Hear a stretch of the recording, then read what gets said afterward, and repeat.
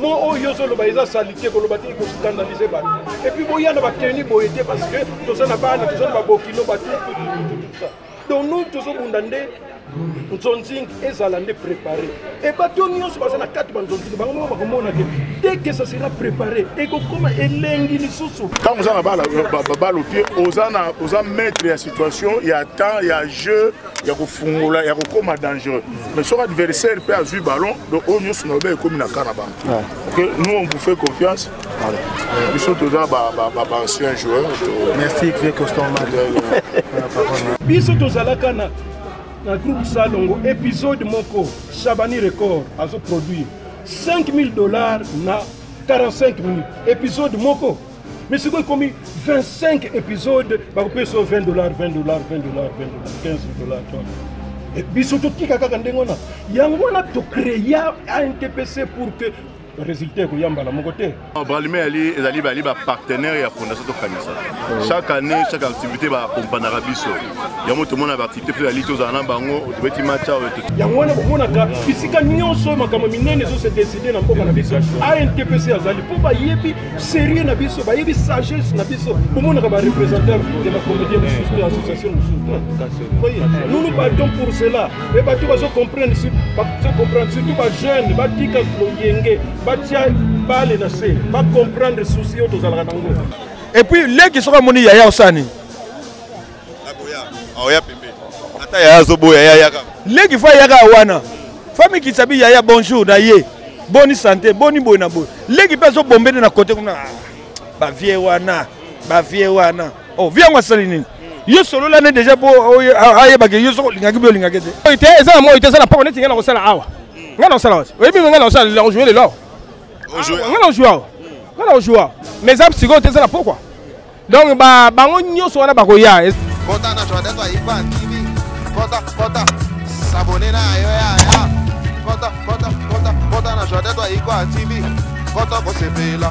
Kota na joie d'être ipa TV. Kota ko mona Voilà donc on va continuer la Bisso, journée internationale du théâtre. On a place des artistes Kolonga Awa. Donc on célébrer bongo na Mitendi Bakongo, voilà donc c'est ça, Congo central. Nous avons le président Jorvi Motomobimba. Bonjour président Jorvi. Bonjour grand président Nabisso. Président Jorvi, tout le monde peut présence dans la journée internationale du théâtre. Un mot par rapport à Batouaza Holandayo. Mourir à théâtre congolais de partout au Balinga Rabino, Batala Rabino. Quand même, vous avez célébré la journée internationale du théâtre. Voilà, c'est la fête. Et la journée Nabisso. Moi je dis un grand merci à l'organisateur, donc à l'occurrence il y a Papa Masumu, dans le comité Nemobimba. Merci l'organisation, ça commence, on peut dire que ça commence bien. Nous allons voir plutôt à la fin. Nous avons toujours les cabines, nous bandits, donc et en fait c'est Nabisso Moussa Nabisso. Voilà. Dans le lot, journée internationale de théâtre. Voilà. Nous avons un t-shirt donc. Fêté quoi. Voilà. Le lopena okolo banini par rapport à Boulango et le tozo fêtango tozo célébrer yango bien sûr mais kolo banini par rapport à Boulango par rapport à la difficulté par rapport il y a nenge pena botambo la musalango oyo pensaka souci majeur na yo eloko ezanga peut-être oyo lelo oko profiter kolo bango par rapport à Boulango na théâtre. Bah industrie cinématographique il y a théâtre tout à cinéma sur les ans en mboka oyo ça la biso bien ba grande maison de production. Tout le monde a obligé de monde il y a moins mukiwana parce que les artistes ne se retrouvent pas. Donc pourquoi pas que soit makambu yango ko mettre yango vraiment sur table, ko traiter na yango et ça la bien. Théâtre dans musala roi misala nyonso. C'est un boulot noble comme tout autre boulot. Ba pesa rabiso chance plutôt jouer place dans la société. Plutôt jouer un rôle et puis rôle très important dans la société. Donc ce va reconnaître on a ba qualité, on a ba capacité on nyonso et ça la bien pour rabiso quoi.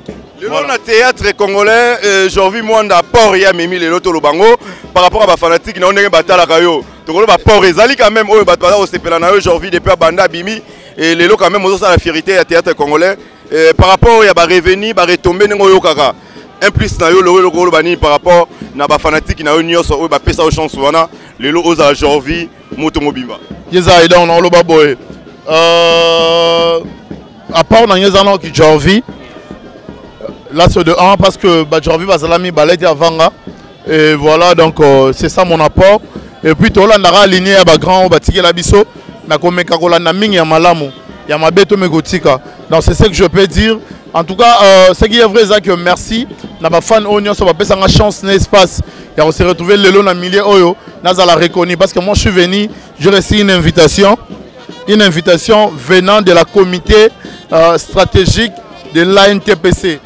Groupe Nanga le a reconnu Xine de Jorvi.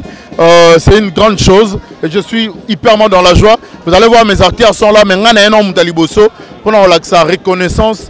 Na valeur na moins bouquet à reconnaissance au Bapesinga qu'on rendre bango sincère et puis je crois avec la NTPC nous irons jusqu'au bout quoi. Voilà. Merci président Jorvi Mwanda. Merci beaucoup grand pote Nabiso. Voilà donc tout ça on continue sénateur bonjour. Bonjour. Sénateur artiste et scénariste le lopé tomoni présence na yo awa na journée internationale du théâtre un mot par rapport à tout bazar Rolanda yo de partout pour la mkolo lelo artiste bazar réunis pour la célébrer journée à lelo. Et ça vraiment fête monene pour Nabiso. Prévenez aux autres fanfare et aux bêta donc pour Nabiso et ça fête.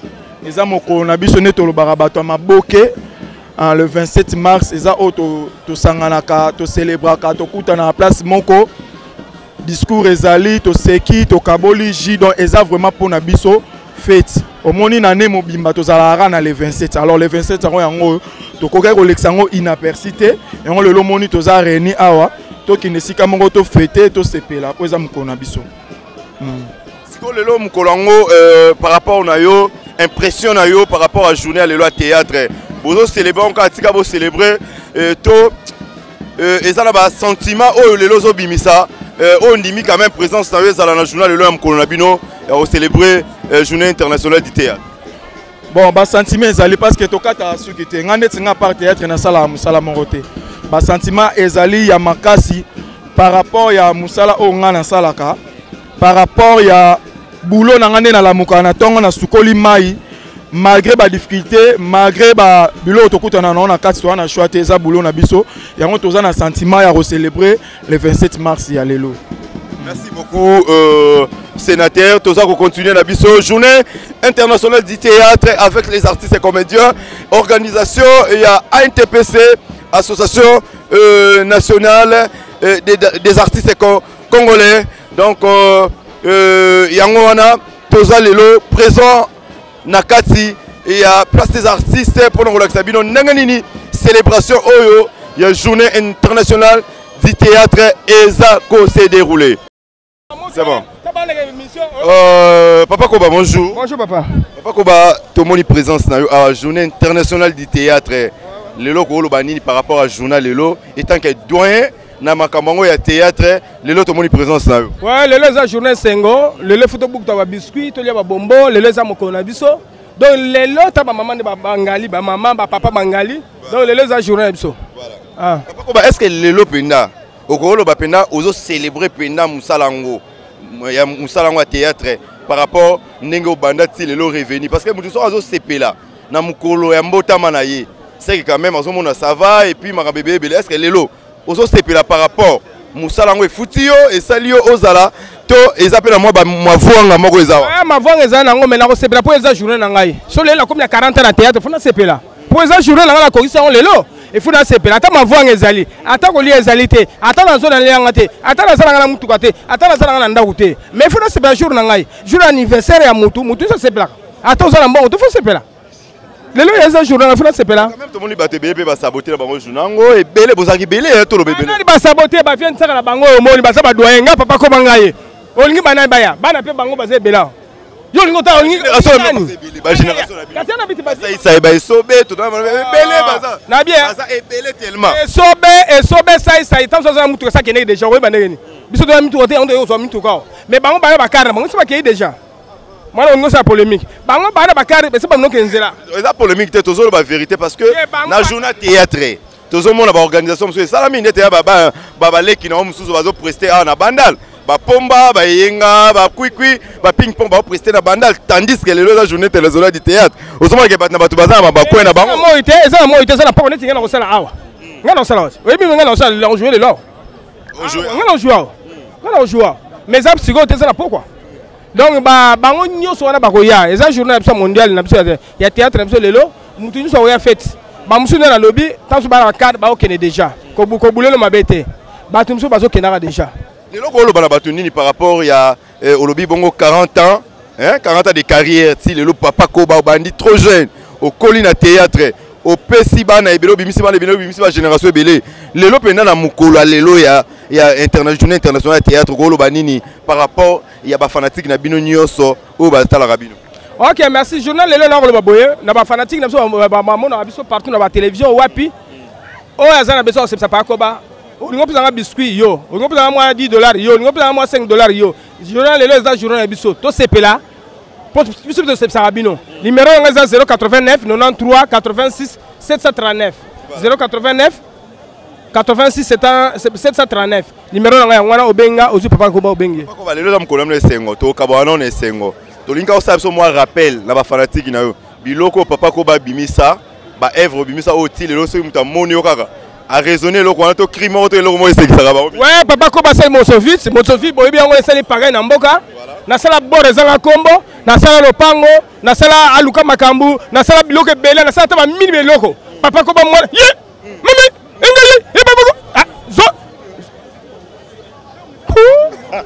voilà merci c'était là l'artiste Papa Koba Miga Malundi tozotambola na biso toujours ndenge ezalaka awa na place des artistes journée internationale du théâtre voilà donc toza awa na ba artiste ebele pour nous célébrer bongo mukolo lelo ya Johnny Tsakala Mutwakala bonjour Kapangala bonjour voilà, malgré je reste à Nyoko la rayo mais ça va vraiment Papa Johnny oza doyen na musala o ya théâtre quand même to lobango to féliciter de son vivant lelo oyo tozo célébrer journée internationale du théâtre impression na wezanini par rapport ya bato nyonso balinga théâtre congolais ba fanatique na bino nyonso de partout batala rabino non impression de joie parce que zali to célébrer une fois par an voilà. Car le 27 mars le faut profiter de l'occasion le que la journée to kutanaka parce que tam to kutanaka na ba nzonzi nkaka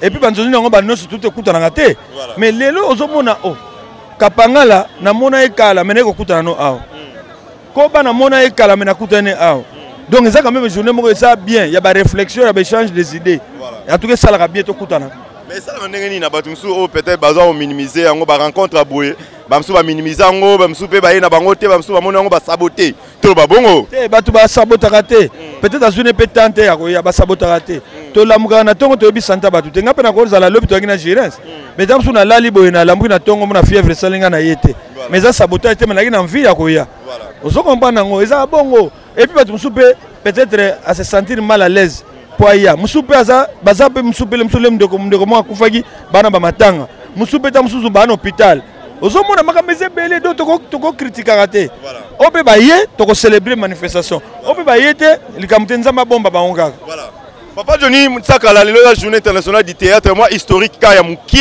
et parce que tozo tamingité et par rapport combien d'années déjà depuis au bandi carrière là nako sata ba 45 ans ba 45 ans au pesa biso moi historique ka mukie Papa Johnny oya bandaka oya sepelisa ba ti lelo peut-être ezongisa et rappeler batu mingi oyo ba yebi Papa Johnny batala kayo ba sepelaka na yo pona ko pesa bongo valeur ya musala na yo depuis au banda ba 45 ans d'expérience si lelo zo continuer ka musala na yo bon omoni so na bina bana obeta historique nyonso te mukie kaka ngana bana théâtre na banango na groupe nzoyi non na banango les abeilles ya Lingwala voilà. Après toke na RTNC na la voix du Zaïre groupe nzoyi ya radio to ça na radio voilà. Après radio titenge sana ozaki mettre en scène na groupe Salongo akufa son âme repose en paix ayo ko bano so biso moko to kota na groupe Salongo ko joua ka sala intervention après na ba année 84 ngana ke poto après 5 ans na ko zonga tant na zongi na groupe nzoyi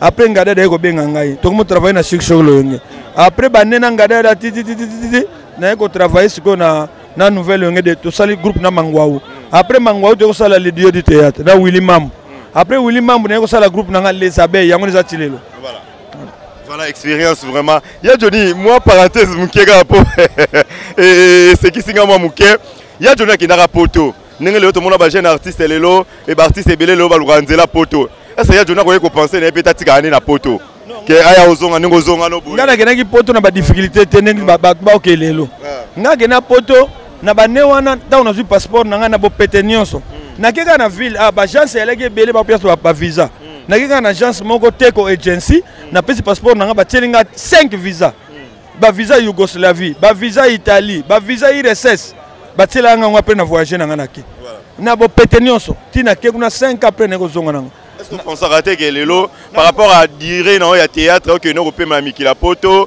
OK no pension na yo kuna on pense à côté nana moi na nga Blaise Nsaka la que je le sali ana poto na France na Saint-Étienne legi na nga Jacques Ntingi Mwanza na chutete na de na passeport to ko so ba $250 na sanango bientôt na nga na kene pe vacances ya 45 jours Blaise nga bengisanga mais contenu ba mabaladi oyé nga pe bangisinge ezo touché mingi bato baza un peu âgé natali na poto yango naki novana kana ndako natambulaka te di na region gelé na ngana yo mona gela mais envoya ko kendeza nango na kitambulaka pona ko vanda te po bango bavanda kuna na liaka bambongo na bango. Voilà.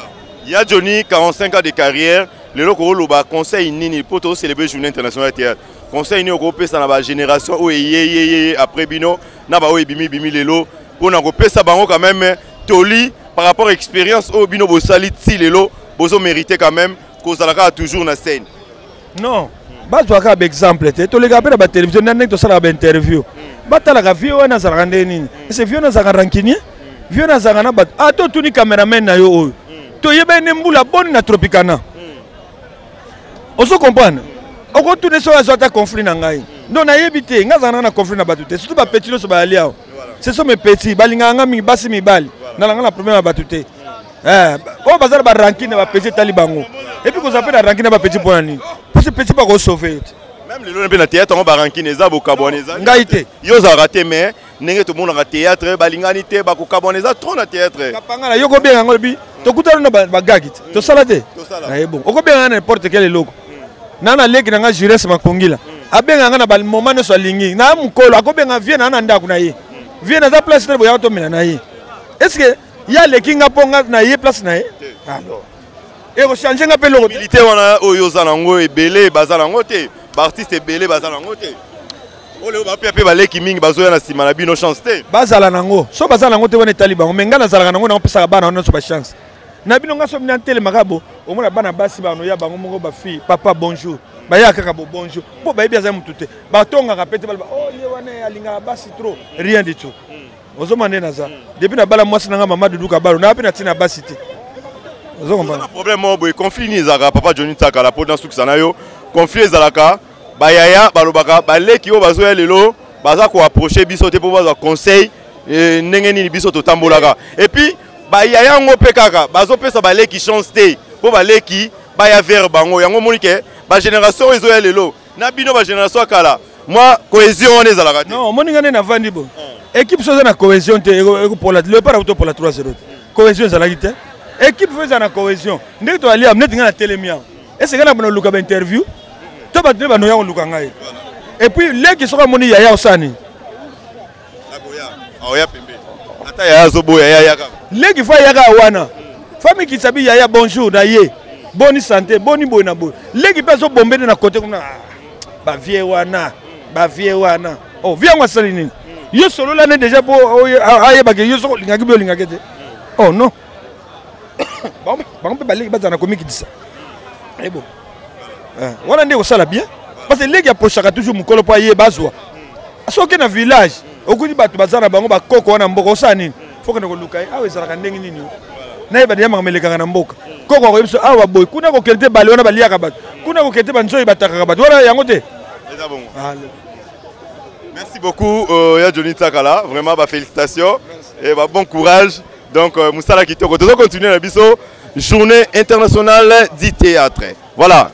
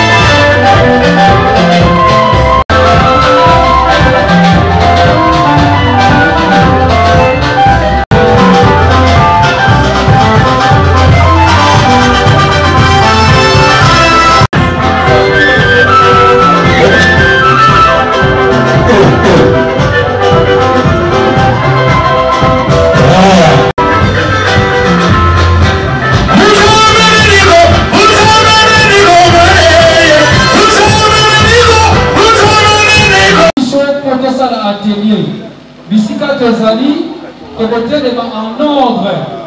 Bande de sécurité va oublier biso, mati, si tout le monde dans mon logo une partie, tu peux dire en ordre. Bande de quoi vous là, tu vas dire de quoi babandi, ou bien nous apprenons les caméramens. Les caméramens, il faut y précéder le caméraman, il faut avancer déjà. Beaucoup de choses à derrière la salle. Les caméramens.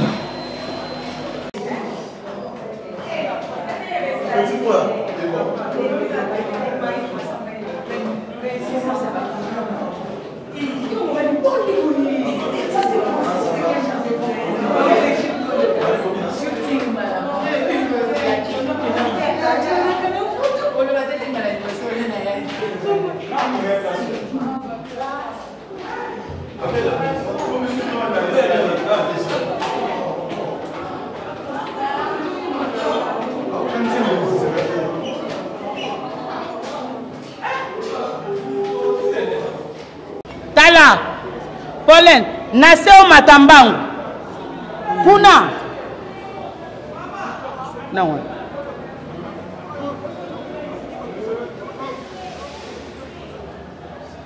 C'est ça.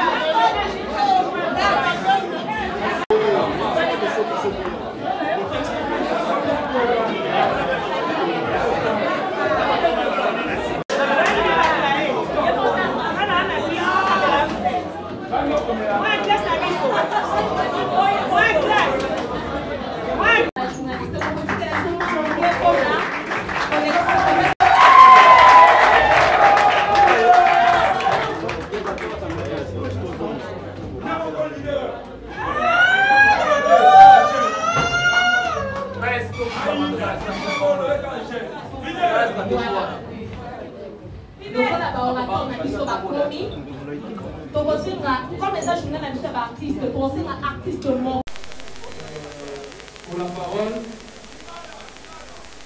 comme on venait de dire au début, c'est le 27 mars de chaque année, l'humanité tout entière célèbre la journée internationale du théâtre. C'est un honneur pour nous artistes d'avoir au cours de l'année un jour spécialement pour nous. Je dirais bien, au nom du secrétariat général de la NTPC, premièrement, nous tenons à vous remercier d'avoir accepté d'abandonner vos multiples occupations, de venir et rejoindre nous pour célébrer avec force cette journée internationale du théâtre. La nôtre. Sur ces mentions spéciales à vous, le jeune de la nouvelle génération. Si vous êtes là, vous pouvez applaudir très très fort. Nous avons aimé, nous étions vraiment émis à chaque fois que vous allez vous allez être, vous commencez par la vidéo, vous allez vous avoir avec un seul mot. Mais il ne va pas encore, on a qui va faire le président aujourd'hui. Ah, quelle considération! Oui, l'NTPC vous a considéré. Il ne peut se considérer Isanga. Les Isanga, vous vous souvenez, les Abisso. Quand on parle de l'Isanga, nous voyons l'unité. Tous ensemble, les lobby Penasuka. Vous allez aider le secrétariat. Il y aura une liste qui passera au Congo. Non, numéro de téléphone pour la Essumabiso, dans le répertoire national, dans la capacité et à cause de communiquer. Une fois de plus, nous vous disons merci. Vive la fête!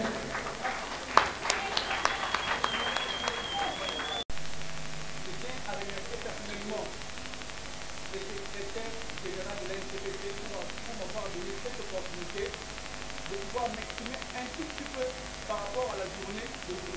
Je vais essayer d'être bilingue pour permettre à tous nos amis de pouvoir nous comprendre.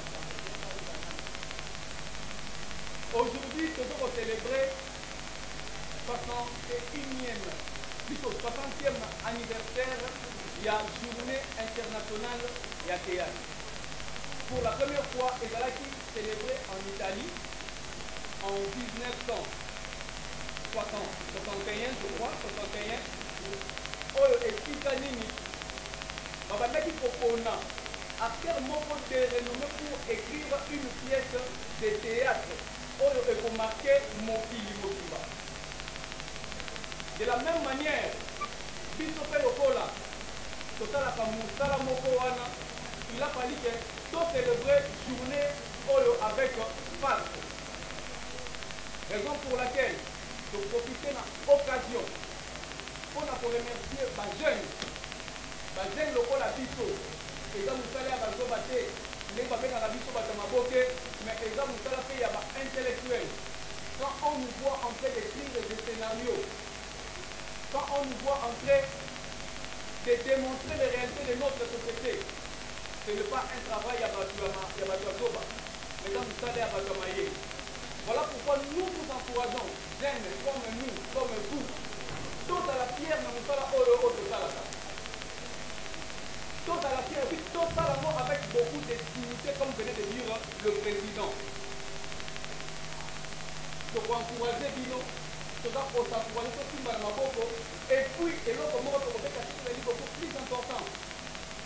Tout le monde a besoin de l'ANCPT dans ma boue.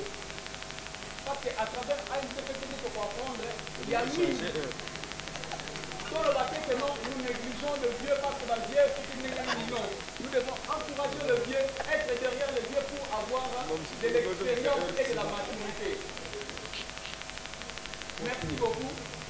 Vive la fête, que la fête soit totale. Je vous remercie.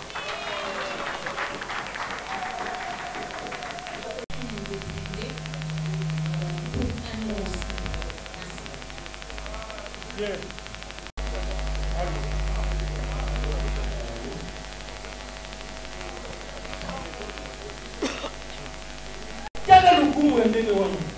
Alors yo qui nous compte dans le biloko moko bamba parce que vous avez rencontré aujourd'hui baté pourquoi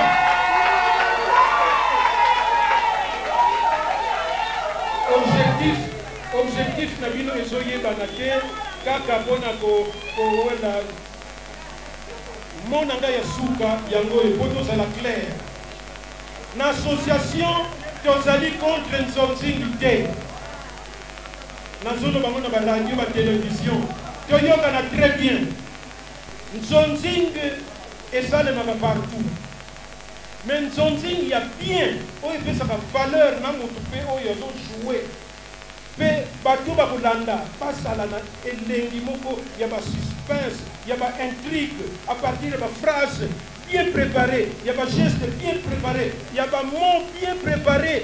où il faut choquer Batouté. Na teni Batakolata, tout ça. Tout se prépare. Et là, on y en sort.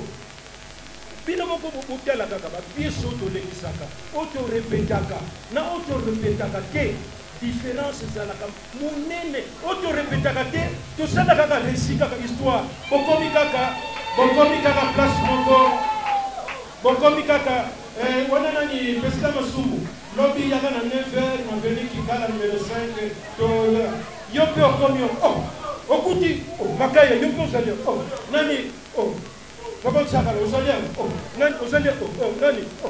Bien sûr, allez. Oya yaki wana na ceux qui producteurs sont bon. Botoyoka na malamu, tolindo banda. Papa Masumu yoza koko ya André. André mosi na ye kuna. Mosi na ye azalaka kanda mingi. Abano swani saka yo. Yo sikonda ko swani sa yo. Oza brital mingi. Okobeta yeko akweya. OK, allez, président Nani, président Masumu Yaka, allez, attention, caméra, action. Et puis, Mansonting Babinaka Mingi, Batuba Lobaka Mingi, pour que Masala va épisode et télé. Mansonting, Moutouké Aboya, président Masumu, place où on a vraiment lobby bien que on reprend ça. Et ça l'a raté. Somo Poupouli. Et puis le président Masumu na l'air wana azana saki na ye na mukongo po soki azana ngaba bazonzela ye na l'air wana petaka na kisenso po ke no jouer donc on n'est pas concentré. C'est important bacameramen bafanda bato bamona motu ya koloba papa okoki kotelema moke présentation moke kaka botala ye s'il vous plaît caméra bolongwa ndeko na biso oyo cameraman bolongwa bokita bato bamona ye kodi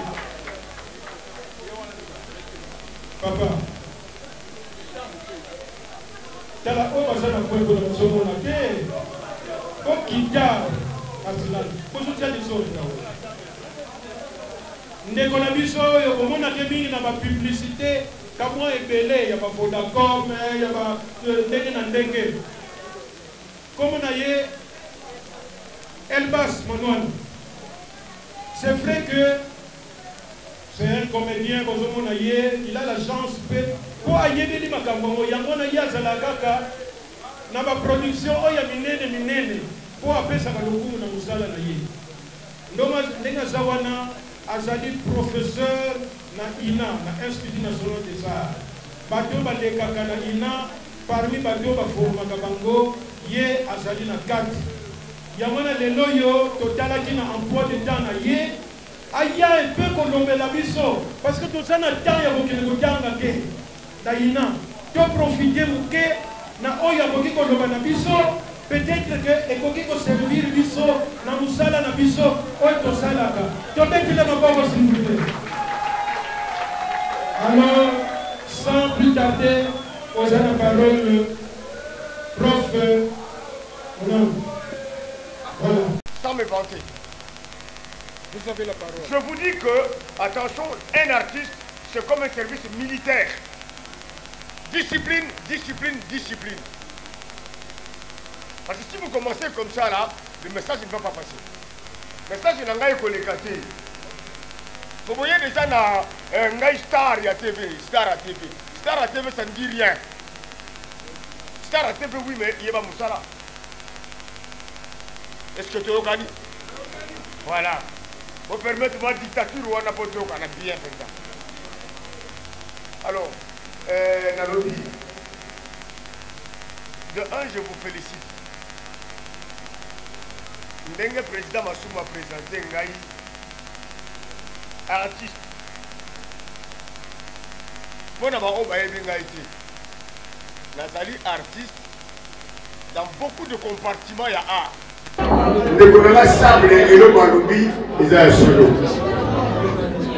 Ce qu'on est pas dans le biseau. Le théâtre en salle, ou même le théâtre classique.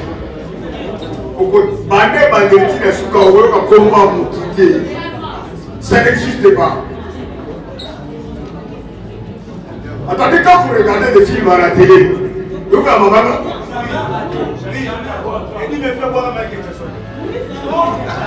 C'est dans le monsieur, oh, c'était en réalité, c'est dans le scénario.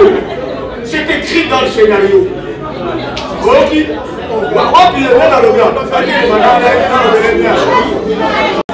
S'il vous plaît. D'ailleurs, je suis sur près d'une cinquantaine de films de Congo. Ce qu'on dit vérifier sur le terrain. S'il y a quelqu'un qui est sur le fait, maintenant dans son casting, vous pouvez le prendre à la maison, vous comprenez? Mais dans aucun film que vous dites à Congo, on a un arbre au Waka. Et puis, merci à moi, parce que c'est son film, celui qui a écrit le scénario. Et c'est écrit dans le scénario. En ce moment-là, ça fait partie de l'histoire. Est-ce que tu vois? Donc, souvent, friand, il faut arrêter. C'est grossier, quoi. Yeah.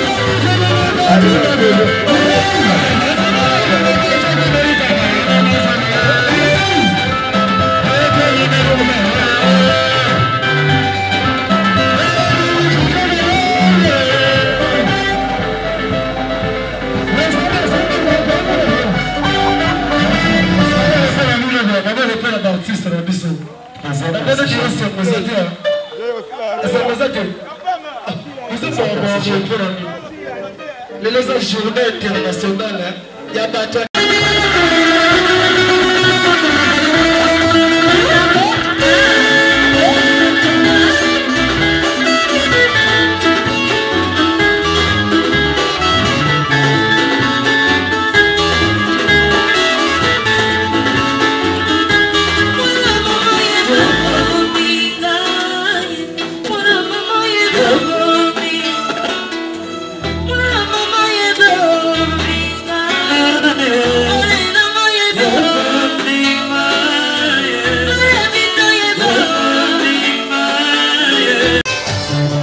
Bonjour Papa Chaba.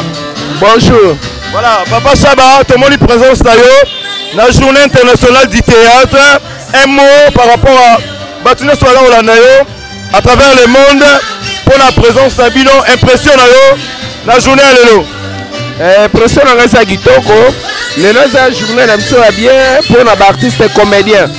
Donc, ils ont la journée internationale du théâtre. Ils ont la 60e. Année haute fêtera journée internationale du théâtre dans le monde. Malgré Covid-19, mais la félicité organisation Legi Malam, comme on a président Massoum, vraiment Legi Gito, na atelier au Salami na voix midi, ça a été avec le professeur Elbas et les Malam échange Zagi Gitoko sur votre zobina de là je crois Covid-19 pour être présent au sein de l'Europe mais na RDC to fêté ba pays nous ba fêté en côté à cause de la Covid-19 mais biso to fêté quand même donc ça sengo na kumisi nzambe pour la biso vraiment que tout ça c'est pour la journée on a n'est malam ba mikolo na bana mike voilà mais un petit conseil par rapport à balé qui na bino et puis moi maloba encouragement par rapport à Moussa bino kaka pour l'évolution. Bon je crois aux alaki na atelier boyoka qui professeur Elbas il a prodigué des conseils Moussala Oyo, tous ont léger te. Yango nde lesaka biso, to futa kabanda, ko to futa la classe ya bana. Donc ils ont penda profession, ils ont la profession. C'est que balek bazo zongo po na qui va cause les stars, mais bazo s'entropé. Ils ont nde Moussa to zongo sérieux, donc to prendre en sérieux. Et puis to zalango très jaloux, to tiango à léger ndenge et comme nango ka nengo na terre à terre. Non. Ezali profession ngai lelo na groupe salon na kokisi sikoyo 46 ans eza mukete na tambo 46 ans de carrière. 46 ans de carrière professionnelle. Je parle professionnel mais c'est ok na ndenge ba amateur na banine j'ai au moins une cinquantaine il y a na niveau théâtre mais na niveau professionnel c'est 46 ans. Donc nazwaka yango sérieux. Donc lelo eza nasepeli na baleki bacollègue. Bon nazwaka tout le monde, donc bacollègue biso tout tofandi na bana basi na mibali. Eloko naza un peu découragé na bao baye te. Soki biso tout ozalaki nakanisi espace elingo otira ata moke te. Po Kinshasa, je crois, ils ont peut-être 1 million de comédiens. Donc, c'est une journée, il y a réjouissance. Et, on a félicité tout le monde et on a souhaité tout le monde bonne fête, bonne fête, bonne fête. Merci beaucoup, Papa Chaba. On continue avec le président Massoumou. Papa Massoumou, le président. Bonjour, Papa Massoumou. Bonjour. Voilà, le président, un petit mot par rapport à Batoubalandio, par rapport au conseil Nabajen, et puis, qu'on va impression par rapport au échange. Nenge Salami et Nenge Pena, organisation l'équipe. Organisation nyonso tosalaka ezalaka toujours ok. Tobandaki liboso ndenge tolandaka objectif ya association na biso ezali encadrement socio-professionnel. Malgré journée internationale to préféraki liboso tobenga professeur ya ina baya kopesa biso susu mateya po tobongisa mosala na biso. Touti na sala monene toyawa batozo bazomela o bazobina mpona kosepela journée internationale ya théâtre. Par rapport à cet échange, quand même les comédiens sont satisfaits. Mais en tout cas, ndenge na moni ndenge bayebisi ngai baza très content. Voilà. Un mot autre clôturé parce que Kalaming était déjà fait aussi dans l'ango par rapport à NTPC, mais un message par rapport à l'artiste de partout au Barolanda, événement munene au Tosalaki pour honorer mon comédien na biso ya RDC. Bon, nazoyebisa na bandeko nyonso balandi biso lelo ezalaki journée monene to organiser na ndenge oyo ekoki mpona kopesa dignité na mosala na biso. Bato nyonso bayebi ke tozobunda toujours pour que artiste comédien akoma na esika monene. Même na niveau ya bakonzi ezala na président ya république bapremier ministre soki likambo ezali il faut pas consulter biso. Ezosepelisa biso mingi. Merci beaucoup le président. Merci, je vous en prie. Alors on va continuer na biso.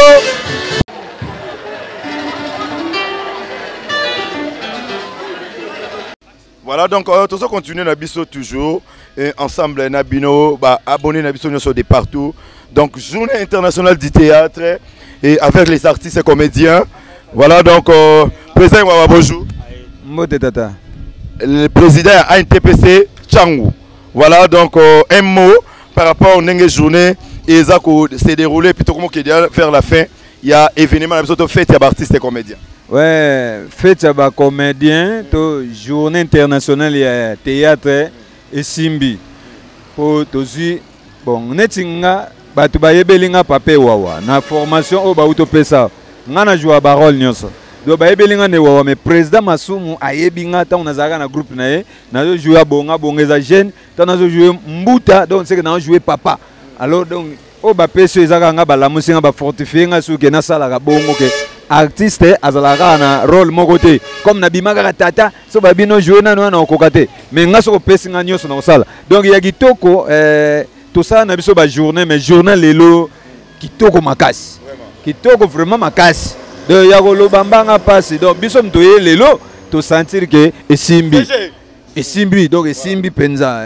Donc, président, un mot par rapport à Batwalandio, par rapport au journal pour la conscience, à l'artiste, et puis nous avons quand même encourager sous artistes et comédiens par rapport à la journée Nabino va comédien. Au moins, na website na bandeko surtout ba monanité o bazui ngonga ya kolanda ngai. So ba yoki babilo koneta événement ezalaka pa nane ezalaka na le 20 janvier po ibele ba yeba ngote le 20 janvier ezalaka journée nationale de théâtre. Oh, tamsu to feta kango lisuste na biso awa na RDC to feta kango te mais le 27 mars o ezalaka ya baneni onso ezalaka fete na biso Alors, comme ils ont fait, il faut baya kato sangana po, ba partage ezalaka bien. Kobenga na banzonzingi tokuta to sali, maintenant o toye ba opesa biso mayele. Voilà, tokoya pena na siège na to zoyo parce que ils ont représenté Tchangu Mobimba pour que tu sois quelques détails par rapport à NTPC. Et Yogani papa. Merci beaucoup président Ewawa Moutou Azamani. Voilà. Donc tozo continuer na biso CG na biso il y a NTPC. Donc, bonjour CG. Oui, bonjour. Voilà, CG, un mot par rapport à la journée Nengeleki, où ils ont journée internationale du théâtre organisée par ANTPC. Impression. Organisée par les artistes. Voilà, ANTPC en SEG. Donc, c'est les artistes et comédiens, donc c'est un peu ça. CG, un mot par rapport à Bateau Balandi Bisso de partout, par rapport à la journée. Non, comme ils savent que c'est chaque 27, dans le 27 mars de chaque année, l'humanité tout entière célèbre la journée internationale du théâtre. C'est un honneur pour nous, c'est un honneur pour nous. Vous savez, c'est pour ça souvent on dit que c'est un métier noble. Bappé Sabino, journée internationale. Journée, c'est une considération à métier Nabino. Donc Yangban Sangana qui a, malgré la conjoncture, mais nous étions ainsi. Au Meni, il y a eu quand même un atelier. Il y a eu un atelier de renforcement des capacités, échange d'expérience. Et puis on s'est dit, il a tombé, puis c'est quand même aussi la fête, non? C'est bien passé par rapport au Nengi Boponsa qui est ça. L'année passée, tout ça a quitté. Tu vois, la salle là est pleine. Donc, dans plus de 200 peut-être personnes, donc c'est pas facile. Donc, pour moi, je profite pour remercier les Pacific Palace, les responsables d'Ilié. Donc, merci honorable Paul Bindo Moussambali, la marque Modena, Bandero Nyonso va accompagner Bisso, honorable Christelle Vwanga, donc la fête est totale dans Vive le 27 mars. Merci beaucoup CG. Donc, tout ça qu'on continue à Bisso, journée internationale du théâtre. Voilà, donc merci Boulanda Kibisso de partout. Merci Nabino Nyonso, merci Nabino Nyonso Bolinga Kapangologie Bolinga émission 100% news. Ezaki bongo journée internationale du théâtre. Tokutani bongo na prochain numéro. Bye.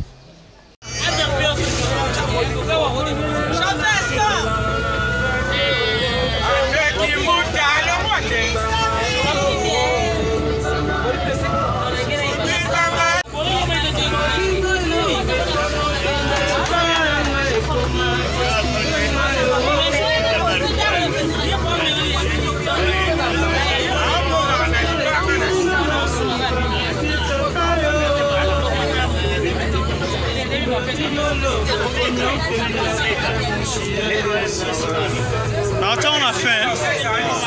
On a fait.